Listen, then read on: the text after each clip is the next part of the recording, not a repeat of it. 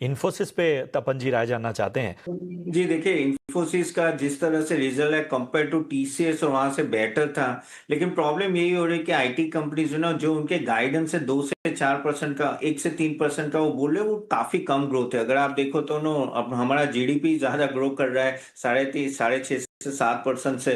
तो यहाँ मुझे काफी हद तक प्रॉब्लम दिख रहे हैं। अगर टीसीएस ने जैसे कल बात की कि 2% वर्कफोर्स वो ऑफलोड करना चाहते हैं, तो ऐसे सब जब न्यूज आते हैं वो नेगेटिव होते हैं कोई भी सी आईटी कंपनी के लिए। और टीसीएस जब ऐसा बोलता है तो यानी प्रॉब्लम हर जगह है। आगे जाके एआई का बड़ा रोल रहेगा। और वो जिस तरह से ना लग रहा है कि एआई जिस तरह से, तो काफी हद तक ह्यूमन रिसोर्सेज कम चाहिए और इनके कॉन्ट्रेक्चुअल एग्रीमेंट में भी काफी फर्क पड़ेगा।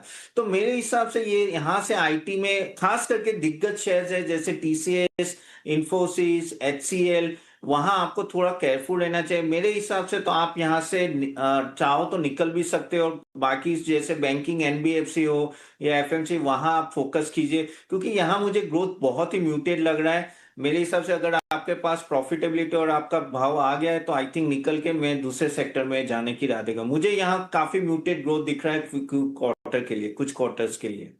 दोस्तों, हमारा नेक्स्ट सेशन अटेंड कीजिए जहां हम लोग बताएंगे किस तरह से अच्छा पोर्टफोलियो बना सकते हैं आप equity, mutual fund, bonds, ETF, IPO में। तो एक डाइवर्सिफाइड पोर्टफोलियो जो आपको फाइनेंशियल गोल अचीव करने के लिए मदद है। तो लिंक मैंने कमेंट बॉक्स में दिए, जरूर अटेंड कीजिएगा। और आप चाहते हो कि आपका पोर्टफोलियो अच्छा बने, तो आप हमारे वेबसाइट को भी अटेंड कीजिए, www.catapan.in, जहां हमने equity, bonds, mutual fund, ETF, IPO के बारे में किस तरह से हम लोग बाय और सेल रिकमेंडेशन देते हैं, along with the research reports, weekly session और काफी सारे research on daily, on weekly basis आपको मिलते हैं। तो www.catapan.in भी जरूर अटेंड कीजिएगा।